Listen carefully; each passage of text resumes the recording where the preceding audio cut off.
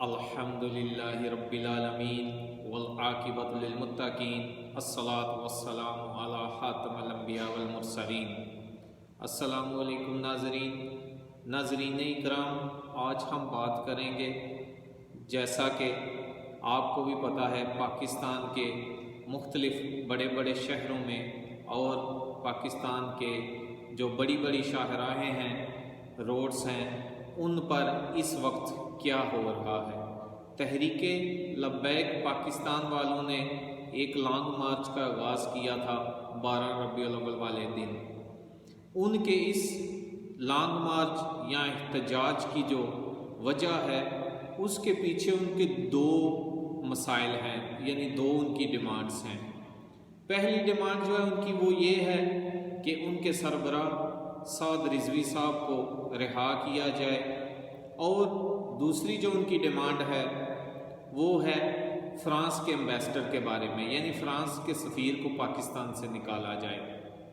تو جو ان کا پہلا مسئلہ یا پہلی ڈیمانڈ ہے، اس پہ تو ان کے ساتھ، حکومت کے ساتھ کوئی ڈیبیٹ ہو سکتی ہے، بات چیت ہو سکتی ہے، یا عدالت سے رجوع کیا جا سکتا ہے۔ وہ اس کا قانونی حل کوئی نہ کوئی نکل سکتا ہے یا نکل آئے گا، لیکن جو روڈز بلاک کیے جاتے ہیں یا اپنے ہی لوگوں کی املاک کو نقصان پہنچایا جاتا ہے، یہ انفارچونیٹ ہے۔ ایسا نہیں ہونا چاہیے۔ آپ باہر نکلیں، آپ اپنی ڈیمانڈ حکومت سے جو بھی آپ منوانا چاہتے ہیں، جو آپ کے جائز مسائل ہیں یا جائز آپ کی ڈیمانڈ ہیں، وہ حکومت سے منوائیں۔ یہ سارا مسئلہ ادھر سے شروع ہوا تھا جب وہ ایک ملعون نے فرانس میں نبی صلی اللہ علیہ وسلم کے حاکے بنائے، اور وہ لے کر سکول آتا تھا اور مختلف ٹائمز میں یا مختلف پیریڈز میں وہ لڑکوں کو یا بچوں کو اس کے بارے میں پڑھاتا تھا یا بتاتا تھا۔ تو جب یہ مسئلہ بڑھا تو ایک مسلمان جوان نے دوسرے شہر سے آ کر اس کو جہنم واصل کر دیا، قتل کر دیا گیا، وہ بندہ جس نے حاکے بنائے تھے۔ لیکن اس سے بڑا جو ظلم یا زیادتی کی تھی وہ فرنچ گورنمنٹ نے کی تھی کہ اس کے بنے ہوئے حاکے جو ہیں ان کو مختلف جگہوں پر، یعنی گورنمنٹس کی جو بلڈنگز تھی کچھ، ان پر آویزاں کر دیا، جس پر پوری امت مسلمہ نے احتجاج کیا۔ فرانس کی جو مصنوعات تھی ان کا بھی بائیکاٹ کیا۔ تو فرانس تھوڑا سا جو ہے وہ سنبھلا، یا اس نے اس کے اوپر غور کیا۔ پاکستان میں بھی بہت سے جو ہیں وہ جلوس نکلے، عوام نے بہت سا احتجاج کیا۔ کبھی کبھی میں سوچتا ہوں کہ ایک ملعون جو ہے، لعنتی انسان ہے، وہ پاکستان سے باہر بیٹھا ہوا ہے، وہ اس طرح کی حرکت کرتا ہے، تو اس کا نقصان جو ہے پاکستان میں یا پاکستان کے غریب عوام کی جو املاک ہیں ان کو نہیں ہونا چاہیے، کیونکہ جس ہستی کے بارے میں ہم یہ سب کچھ کر رہے ہیں یا جن کی خاطر کر رہے ہیں، ان کی تعلیمات کی طرف دھیان دینا یہ ہمارا اولین فریضہ ہے۔ نبی صلی اللہ علیہ وسلم کی محبت کے ساتھ، آپ صلی اللہ علیہ وسلم کی ناموس کے ساتھ، جو آپ صلی اللہ علیہ وسلم کی سیرت ہے، جو آپ صلی اللہ علیہ وسلم کا طریقہ تھا، ان کو پڑھنا، سمجھنا اور ان کے مطابق اپنی زندگی گزارنا یہ ہمارا اولین فریضہ ہے۔ اور نبی صلی اللہ علیہ وسلم نے کیا فرمایا ہوا ہے کہ دوسروں کے لیے آسانیاں پیدا کرو، دوسروں کے لیے دشواریاں نہ بناؤ، نہ کھڑی کرو۔ نبی صلی اللہ علیہ وسلم نے یہ بھی فرمایا ہوا ہے کہ راستے سے تکلیف دہ چیز کو ہٹانا بھی صدقہ ہے۔ تو ہم یہ نبی صلی اللہ علیہ وسلم کی تعلیمات کو بلا کر بڑے بڑے روڈز جو ہیں وہ بلاک کیے ہوتے ہیں، ان کو بند کیا ہوتا ہے، بہت سے ہزاروں لاکھوں لوگوں کی تکلیف کا ہم باعث بن رہے ہوتے ہیں۔ کیا نبی صلی اللہ علیہ وسلم کی یہ تعلیمات ہیں؟ کیا نبی صلی اللہ علیہ وسلم سے سچی محبت یہ ہے؟ نبی صلی اللہ علیہ وسلم سے سچی محبت جو ہے وہ صحابہ نے کی تھی۔ آپ صلی اللہ علیہ وسلم کی ایک بات پر صحابہ اکرام اپنی جانیں دیتے تھے، اور ان کا ذکر اللہ نے قرآن میں بھی کیا ہوا ہے کہ وہ تو یہ کہتے ہیں کہ ہم نے سنا اور مان لیا۔ یہ تھی صحابہ اکرام کی زندگی، یہ تھی محبت صحابہ اکرام سے۔ جب نبی صلی اللہ علیہ وسلم نے ایک بار بات کہہ دی تو پھر ویسے ہی ہوتا تھا۔ آج کی بھی امت جو ہے، مسلمان جو ہے آج کا، اس پر یہ فرض ہے کہ سب سے پہلے وہ نبی صلی اللہ علیہ وسلم کی سیرت کو سمجھے اور اس پر عمل کرے۔ یہ ہے محبت اصل میں نبی صلی اللہ علیہ وسلم سے۔ تو بات ہو رہی تھی تحریک لبیک والوں کے، وہ جو دو مسائل ہیں، جو دو ان کی ڈیمانڈ ہیں، تو ایک تو وہ سعد رضوی کو رہا کیا جائے اور دوسری کہ سفیر کو نکالا جائے۔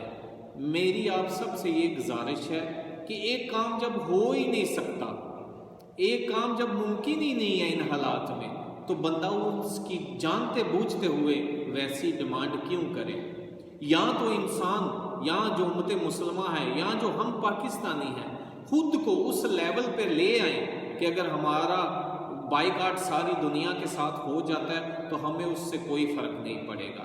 لیکن کبھی پاکستان فیٹف کی لسٹ میں ہے، کبھی پاکستان کے اوپر پابندیاں لگنے کا خدشہ ہوتا ہے، پاکستان کی اکانومی کو خطرہ ہے، پاکستان کا جو یورپی یونین میں وہ ایکسٹرا ایک سٹیٹس ہے، وہ جو بزنس کرنے کا کاروبار کا، جس پر پاکستان کو لاکھوں کروڑوں جو ڈالرز ہیں وہ منافع ہوتا ہے، بچت ہوتی ہے ٹیکس کی مد میں، جو اس سٹیٹس کی وجہ سے کبھی وہ چھن جانے کا خطرہ ہے۔ تو یہ ساری چیزیں ذہن میں رکھ کر ڈیمانڈ کرنی چاہیے کہ کیا ہم دنیا سے بائیکاٹ کر کے تو ہماری اکانومی، ہمارے لوگ جو ہیں ٹھیک رہ سکتے ہیں، ہماری اکانومی ٹھیک رہ سکتی ہے؟ اگر ایسا ہو نہیں سکتا، مثال کے طور پہ آپ کے ہمسایہ ملک افغانستان میں 20 سال جنگ رہی، افغانیوں نے بہت قربانیاں دی، لیکن وہ جیت کے باوجود بھی ان کی نظریں کدھر ہیں؟ ان کی نظریں امریکہ کی طرف ہیں، یورپی یونین کی طرف ہیں، دوسرے کنٹریز کی طرف ہے کہ کب وہ ہمیں ایکسیپٹ کریں، کب ہمارے فنڈ ریلیز کیے جائیں، کب ہماری ایڈ شروع ہو، کب دوسرے جو کنٹریز ہیں، امریکہ ہے، یورپی یونین ہے، رشیا ہے، چائنا ہے، کب وہ ہماری مدد کریں اور ہماری جو اکانومی ہے وہ تھوڑی سی روڈ پر چڑھے یا لائن پر آئے۔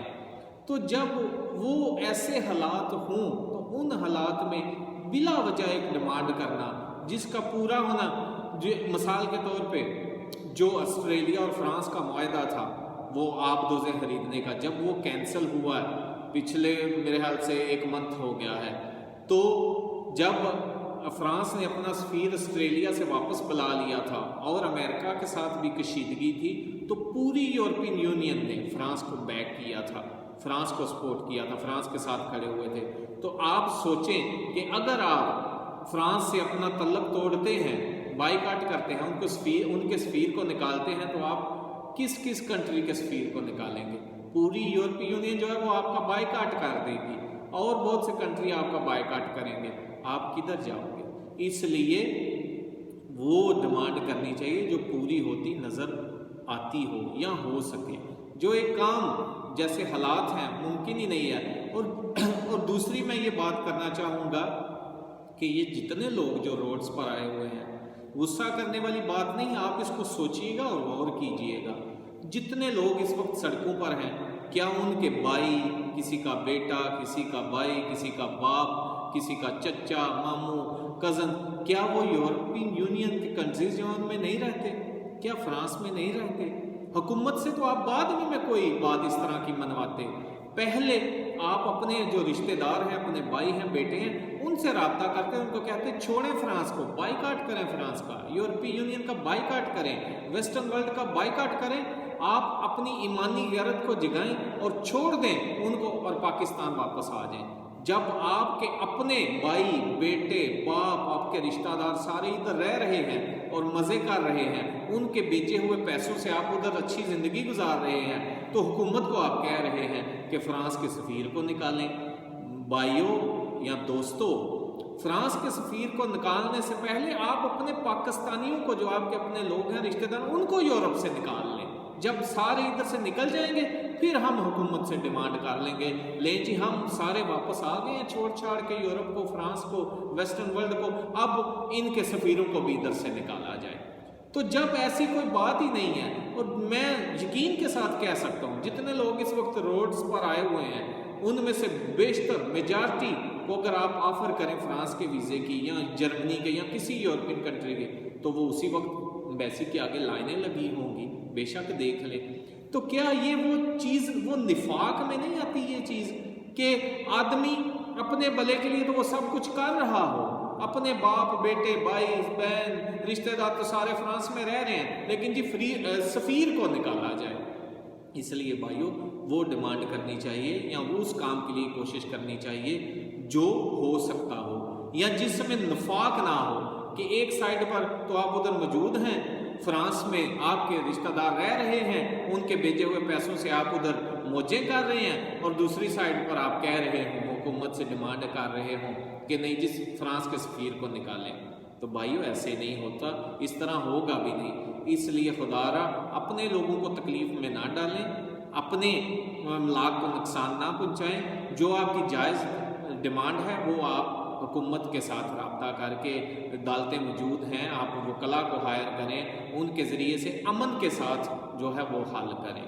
اس لیے میری سب سے گزارش ہے کہ خدا را آپ ان معاملات پر سوچیں، غور کریں، کیونکہ پاکستان کے ارد گرد دیکھ لیں، چائنا اور انڈیا کی جنگ کا خطرہ ہے، پاکستان اور کشمیر میں کیا ہو رہا ہے، ادھر خطرہ ہے۔